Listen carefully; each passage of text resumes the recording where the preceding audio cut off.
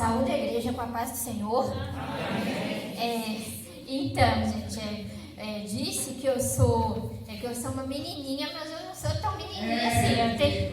Eu tenho 31 anos, quase 32. Só que ninguém acredita. E assim, a Fernanda me conheceu lá no Templo Central, porque eu fui fazer a apresentação do meu livro lá, né, no dia que essa regional foi apresentar. E ela tinha falado, né, que não tinha tema o culto, mas que era para eu contar o meu testemunho de alguma forma. Mas assim, e ao longo dessas semanas, eu estava meditando, perguntando a Deus, o que o Senhor quer que eu fale?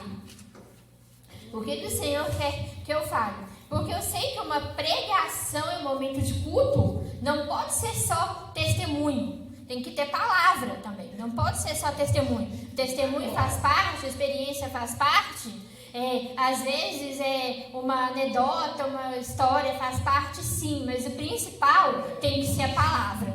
E Deus, ele não falava. Assim, ele não me deu nenhuma direção. Até que essa manhã eu estava fazendo o meu devocional. E assim, alguns até estavam meio atrasados. E assim, enquanto eu estava fazendo, aí Deus falou comigo. É isso que você vai falar. Glória a Deus. Então, eu peço à igreja que abra comigo no livro de Efésios, capítulo 4. Essa linguagem aqui talvez seja um pouco diferente, mas ela tem uma tradução que é mais fácil entender alguns termos que não são muito de uso na nossa fala atualmente. Amém. 4. Portanto, como prisioneiro do Senhor, suplico-lhes que vivam de modo digno do chamado que receberam. Sejam sempre humildes e amáveis, tolerando pacientemente uns aos outros em amor.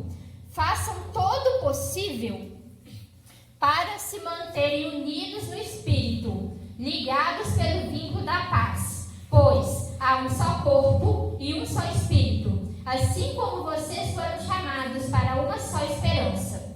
Há um só Senhor, uma só fé, um só batismo, um só Deus e Pai de tudo, o qual está sobre todos, em todos e vive por meio de todos.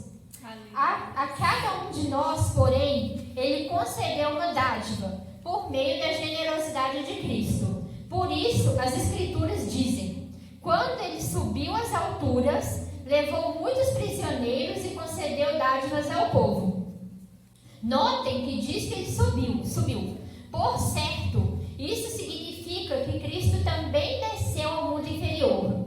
E aquele que desceu é o mesmo que subiu acima de todos os céus, a fim de encher consigo mesmo todas as coisas.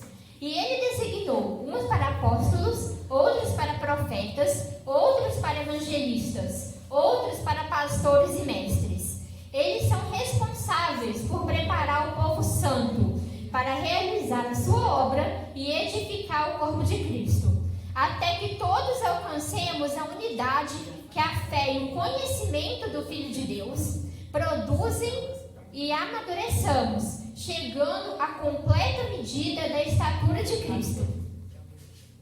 Então, não seremos mais imaturos como crianças, nem levados de um lado para outro, empurrados por qualquer vento de novos ensinamentos, e também não seremos influenciados quando nos tentarem enganar com mentiras astutas. Em vez disso, falaremos a verdade em amor, tornando-nos em todos os aspectos cada vez mais parecidos com Cristo, que é a cabeça. Ele faz que todo o corpo se encaixe perfeitamente e cada parte, ao cumprir sua função específica, ajuda os demais a crescer, para que todo o corpo se desenvolva e seja saudável em amor. Assim, Eu lhes digo com a autoridade do Senhor, não vivam mais como gentios, levados por pensamentos vazios e inúteis.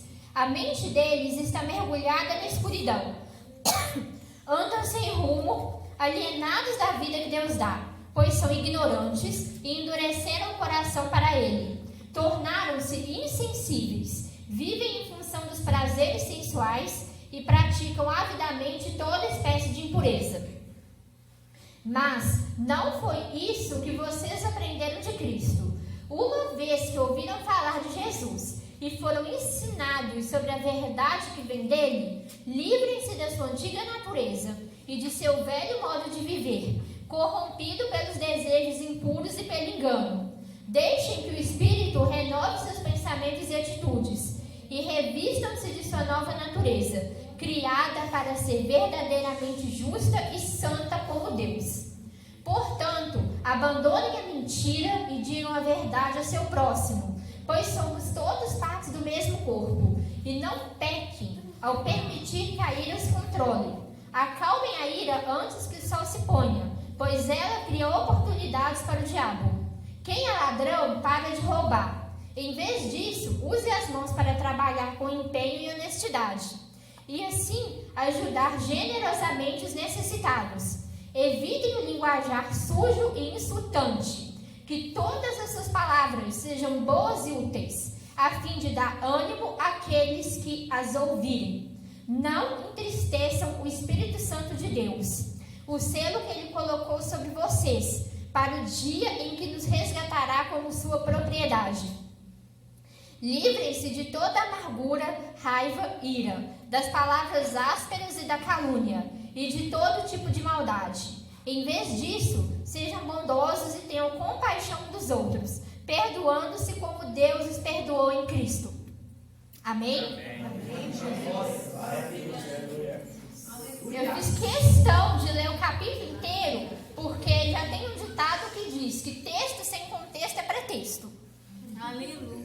Assim, é claro que eu não vou falar de versículo por versículo, apenas assim, de algumas partes que me chamaram a atenção no que Deus falou comigo hoje.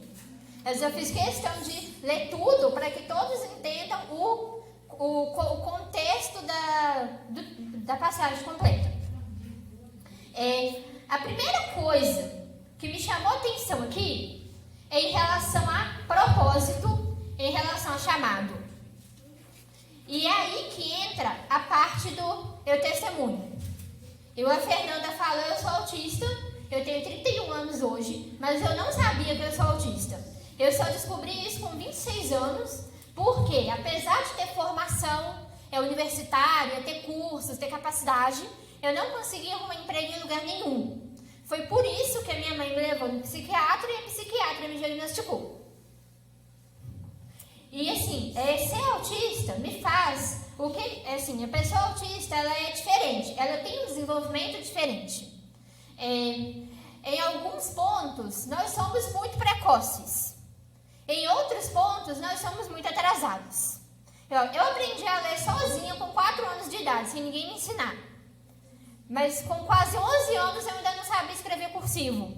Com 8 anos eu não sabia marcar um cadastro ainda. Ainda hoje eu ainda tenho dificuldade de saber o que é o pé direito e o que é o pé esquerdo para poder calçar.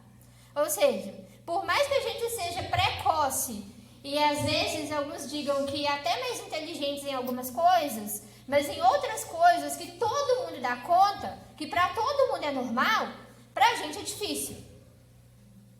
E entre vários distúrbios que acompanham o autismo, eu descobri que existe um chamado desortografia.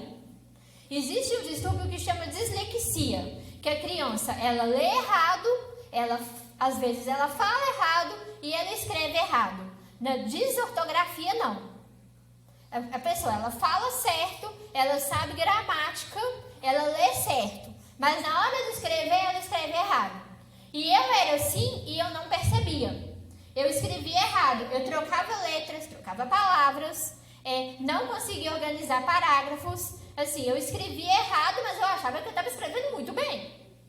Porque sim, porque eu era uma ótima aluna, né, em português, eu lia muito, eu tive assim, um desenvolvimento de leitura, de linguagem muito precoce, mas eu escrevia tudo errado e eu não me dava conta disso. E assim, e outra coisa é que como a gente tem muita dificuldade com o pensamento abstrato, a gente tende a ser muito racional, muito racionalista, a usar muito a cabeça, usar muito a mente e não usar pouco ou às vezes nem usar o lado emocional. Por isso, assim, que antigamente o autismo era chamado de psicopatia infantil, porque achavam que a gente não tinha sentimento porque a gente não sabia demonstrar. E, assim, e realmente eu era muito racionalista, tanto assim que existe uma linha teológica que chama sensacionismo. E assim, esses irmãos, eles só acreditam no que está escrito. Então eles não acreditam que Deus fala hoje através de profecia, de revelação. Eles não acreditam que o dom de línguas estranhas é para a atualidade. Eles acham que é o seguinte, uma vez que a gente tem escrito, está escrito aqui, tudo que Deus tinha que falar, Ele já falou. E o que a gente faz? Estuda. Senta, com perdão da palavra, a bunda na cadeira e estuda. É isso que eles pensam. E era assim que eu pensava. Então assim, eu estava numa igreja, não era Assembleia de Deus, era uma igreja batista, mas era uma igreja que tinha prática de dons espirituais, mas na época, no começo da minha conversão, não tinha ensinamento. Porque assim, eu me converti em casa, né, com 12 anos, através de um CD infantil que uma vizinha me emprestou, mas eu não tive discipulado, não tive ensinamento, então Deus começou a tratar no meu caráter, a me moldar, mas eu não congregava, eu não tinha ensinamento nenhum. Foi só a partir dos 15 anos que Deus começou a me incomodar, a orar para Ele me direcionar numa igreja para congregar. E quando Ele me direcionou, eu fui para essa igreja. Assim, eu tinha 16 anos na época, quase 17. E assim, nessa época eu era assim. E eu achava, que os irmãos, né, da igreja, eles praticavam, né, os dons espirituais escondidos dos pastores. Olha as ideias. Mas assim, mesmo sem crer, mesmo sem buscar, mesmo sem entender, em outubro de 2008, quando eu tinha 17 anos, Deus me batizou com o Espírito Santo. Aleluia. E, assim, enquanto eu estava orando em casa, sozinha, para ninguém ter que dizer, não, é manipulação emocional. Não, você falou porque você estava imitando o pregador que estava falando. Não, você falou porque estava forçada. Não. Foi dentro da minha casa, sozinha, eu não cria, eu não buscava e aconteceu. E eu vou contar outra coisa. Mesmo acontecendo, eu continuei não acreditando, porque eu não entendi o que aconteceu comigo. O que eu entendi é que era o seguinte, é que eu achava que eu tinha batido a cabeça e não estava falando nada com nada, mas ao mesmo tempo, eu já testemunhava, eu já evangelizava, mas eu comecei a ter uma urgência muito maior que eu não tinha antes, e eu comecei a achar que era Jesus que estava voltando, eu que estava morrendo. Olha essa ideia. Entendeu? Então assim, mas eu não entendi o que tinha acontecido comigo. Eu só fui entender mesmo, de verdade, em 2010, quando eu fui fazer um curso teológico na igreja que eu congregava. E nesse curso teológico, eles ensinaram sobre os dons espirituais. Aí foi que eu fui entender. Oxe, mas isso já aconteceu comigo, mas como assim se eu nem acredito nisso? Aí foi aí que eu fui tendo várias outras experiências e Deus foi falando comigo. E até que eu tive que me render e falar, eu estou errada. Entendeu? Eu estou errada, porque eu vivi em estado de negação. Deus me dava dom, me dava experiência e eu negava. E eu negava achando que não estava acontecendo nada, sabe? E assim, em relação à questão da escrita, ao longo dos anos a minha escrita melhorou bastante e eu achava que tinha sido pela prática de leitura, pela prática de estudo. Mas, um dia, no período da pandemia, uns 2 anos atrás, eu fui pegar meus diários da época que aconteceu uma experiência de batismo com o Espírito Santo. E eu vi claramente que, a partir de certa data, a minha escrita é toda certa. E antes disso, é toda errada. Então, eu entendi que o batismo do Espírito Santo, o batismo com o Espírito Santo, além de me dar mais intrepidez para evangelizar e testemunhar que eu já tinha, mas foi potencializado, ainda me deu o dom da escrita. Aleluia. E 10 anos depois, em 2018, foi que Deus começou a me dar ideias para escrever. E já são 5 obras. E assim, e o que me chama a atenção aqui no texto que eu li é a questão de chamado e propósito. Porque os meus irmãos, né, das outras igrejas e tal, que não praticam, né, que não creem e tal, a gente não pode dizer que eles estão errados, porque essa é a tradição deles, entendeu? Esse é o chamado deles, eles têm outros dons que eles servem a Deus com esses dons.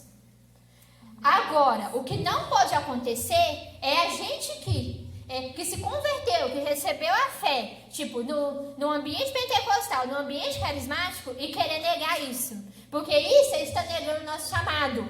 Isso está negando o nosso propósito. E isso a gente não pode aceitar. Então, entendeu? Aqui no texto que eu li fala que o corpo é um. Mas que Deus, ele deu dons diferentes, ele deu ministérios diferentes. E a gente tem que operar nos dons que ele nos deu. E para praticar as obras que ele nos chamou. E cumprir o propósito que ele nos designou. Disso a gente não pode fugir. E é só a gente buscar, porque ainda que ele não fale diretamente através de uma profecia, de um sonho, ainda que ele não fale, eu quero que você faça isso. Mas as próprias circunstâncias da nossa vida, elas vão nos direcionar ao chamado de Deus. Elas vão nos direcionar. Basta que a gente esteja aberto para poder ouvir e para poder obedecer. Aleluia. E assim, e outra coisa que me chamou bastante atenção nesse texto aqui, em relação à prática de vida cristã. Por quê? Porque a gente converte, a gente nasce, mas muitas vezes a gente não amadurece. Foi o que Deus falou comigo. Foi o que Deus falou comigo em 2011, quando eu tinha 20 anos. Eu achava que eu tinha me convertido estudando, né, antes de congregar, mas Deus me mostrou que não, que eu tinha me convertido em 2003, com 12 anos. Mas o que tinha acontecido comigo é que de 2003 até 2007, eu estava crescendo na medida que Deus esperava para alguém nas minhas circunstâncias. Eu estava crescendo, eu estava me desenvolvendo. Mas, desde que eu inventei na minha cabeça, sem consultar a Deus, porque eu tenho certeza que se eu tivesse consultado a Deus, isso não teria acontecido. Mas desde que eu enfiei na minha cabeça de virar sensacionista e de não acreditar e de não buscar, o meu crescimento espiritual, ele parou. Ele parou e ele voltou a ser o que ele era em 2007. Ou seja, eu tive de uns 3 anos e meio, mais ou menos, de estagnação espiritual. Por quê? Porque eu não crescia. Trabalhava, testemunhava e tal, não vivia em pecado, isso eu tenho consciência, mas poderia estar fazendo, ter feito várias coisas que não foram feitas, e isso não volta. E Deus falou comigo que não volta. Deus falou comigo que o que perdeu, perdeu e não volta mais. Assim, agora eu tiver a vigiar para não cair em outro erro desse tipo parecido com ele. E é isso que eu vejo nesse texto, porque a gente nasce espiritualmente, mas a gente tem que crescer, a gente tem que amadurecer. Aleluia. E tem certas atitudes, entendeu? Igual fala aqui no versículo. Essa letra aqui ela não é muito boa, então perde em qual parte que está. Mas fala que a gente tem que vigiar para não ser levado por qualquer vento de doutrina, por qualquer mentira e por qualquer falso ensinamento. Porque isso é coisa de quem é imaturo, de quem é criança. Então, assim, o novo convertido, que houve mentira, que houve heresia, que houve coisa falsa, a gente até entende. Entendeu? Faz parte do amadurecimento. Mas a partir de certo tempo de fé, isso não pode mais acontecer. Aleluia. E assim... E é o que Deus falou muito comigo essa manhã também, em relação à prática em relação à prática de fé, ele fala aqui, ó, portanto, abandone a mentira e diga a verdade. O que tem de mentira, entendeu? Que está sendo espalhado por aí, principalmente em rede social, internet, o que tem de mentira.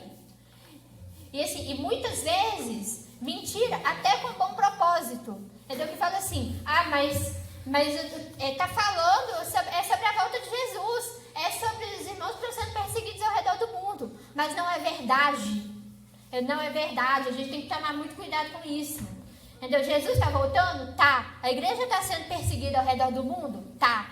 Mas a gente não vai convencer os cristãos mornos e as pessoas lá de fora disso com mentira. Por quê? O que vai acontecer? Quando descobrirem a verdade, aí eles vão desacreditar. E aí vai ser um péssimo testemunho para nós. E a gente tem que tomar muito cuidado com isso. E assim, tem me preocupado muito nos últimos dias, porque antes a gente tinha as mentiras, tipo, para defender a fé, para dizer que é dos sinais dos tempos, para dizer que é de perseguição e tal, que são coisas reais, são coisas verdadeiras, mas com alguns argumentos, com alguns exemplos que não são verdadeiros. Mas agora, de um tempo para cá, estão inventando isso com tema, com coisa que não tem nem a ver com o cristianismo. E na própria pandemia, por exemplo, o que apareceu de especialista, de médico que nunca fez medicina, de enfermeiro que nunca fez enfermagem, de gente que dizia saber o que nem os cientistas que estão estudando 24 horas por dia sabiam. E assim, todo mundo compartilhando como se fosse verdade, não é? E assim, isso é coisa tipo que nem com prática de fé, nem com o cristianismo isso tem a ver. E assim, isso é um péssimo testemunho pra gente. Eu vi aqui, outra aqui, ó, quem é ladrão, pare de roubar, em vez disso, use as mãos para trabalhar com empenho e honestidade, e assim ajudar generosamente os necessitados. A gente tem que estudar, tem que trabalhar, tem que se capacitar, sim, mas não é só pra gente, não. Não é só pra gente. Assim, a escola que a gente tá, o trabalho que a gente tá, Deus nos colocou lá por uma razão, por um propósito. É para ajudar. E nem sempre ajudar com dinheiro, mas às vezes ajudar com uma palavra, ajudar com um abraço, com uma oração, com um conselho. É para isso que a gente está lá. Aleluias. Glória a Deus. É para isso que a gente está lá. Evite o linguajar sujo e insultante, que todas as suas palavras sejam boas e úteis, a fim de dar ânimo àqueles que as ouvirem. É outra coisa que tem assustado muito nos últimos tempos. O que de gente, assim, que muitas vezes a gente elegeu como nosso herói pessoal. Mas da boca desse tipo de gente só sai palavrão, só sai palavra torpe, só sai insulto. E tem muita gente que diz, não, mas esse é o melhor professor que eu já... esse é um ótimo professor, é um ótimo influenciador. Nossa, mas ele está falando a verdade. Mas diz que a boca fala do que o coração está cheio. Tipo assim, quem tem esse tipo de linguajar, não se engane, não está falando pelo Espírito de Deus, não está. Entendeu? A Bíblia é clara. Entendeu? A nossa linguagem tem que ser doce, tem que ser amável. E isso não é ser conivente com o erro, não é ser conivente com o pecado. Mas é não ser conivente com mentira, não ser conivente com palavrão, não ser conivente com baixaria. Entendeu? O que é isso que a gente está vendo aí na internet, texto, assim. E eu falo por mim que eu já compartilhei esse tipo de coisa. Tipo assim, tem lá 30 frases e 20 palavrões. O que é isso? Que testemunho que a gente está dando para quem é lá de fora? Entendeu? Às vezes a gente que é lá de fora olha para aquilo lá e fala assim, para ser crente falar desse jeito? Não, prefiro ficar no mundo mesmo. A gente tem que muito vigiar com isso. Não entristeça o Espírito Santo de Deus. Assim, se a gente quer acreditar numa coisa, pensar numa coisa, fazer uma coisa, e o Espírito Santo mostra, dá aquele incômodo, eu falo alguma coisa assim, não, tem alguma coisa que não está certo, tem alguma coisa aqui que está estranho.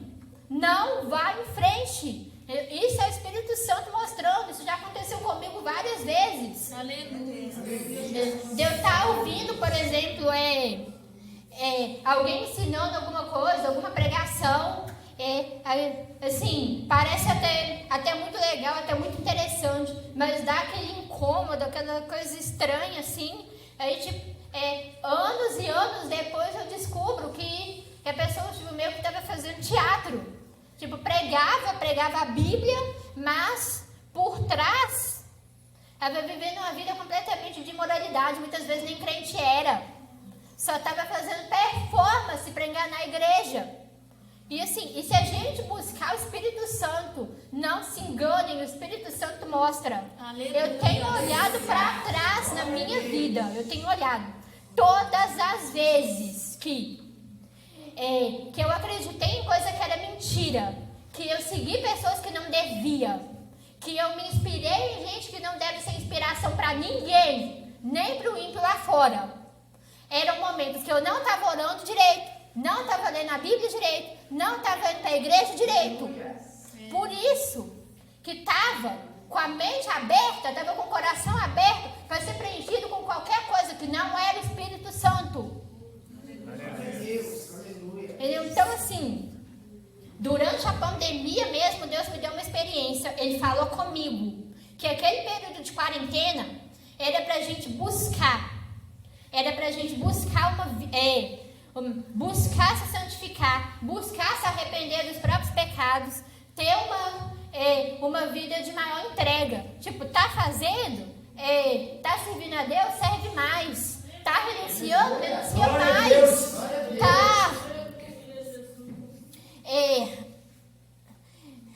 Tá buscando, busca mais.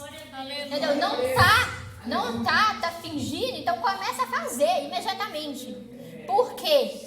Quem não fizesse isso e resolvesse botar a culpa no governo, sociedade secreta, no outro país e em quem seja lá quem for, e ao invés de ir para o joelho e buscar e cuidar da própria santificação, Deus falou comigo que ia começar a acreditar em cada vez ideias mais absurdas, em cada vez teorias mais absurdas, em cada vez coisas que ao povo de Deus não deveria ser lícito nem se nomear, quem dirá se propagar. E isso é muito sério. Deus falou comigo. Deus falou comigo porque uma pessoa discutiu comigo a madrugada inteira, me deixou muito mal. E eu fui perguntar para Deus se eu estava errada. E Deus falou comigo isso que estava acontecendo e é o que a gente tem visto. Entendeu? É cada coisa que a gente tem visto por aí, que, assim, que não merece nem ser nomeada. Não é nesse versículo, nessa passagem aqui que eu li. Mas tem um versículo na Bíblia que fala que existem coisas que o mundo fala por aí que a gente não deve nem falar. E assim, a gente tem que tomar muito cuidado com isso. Aleluia.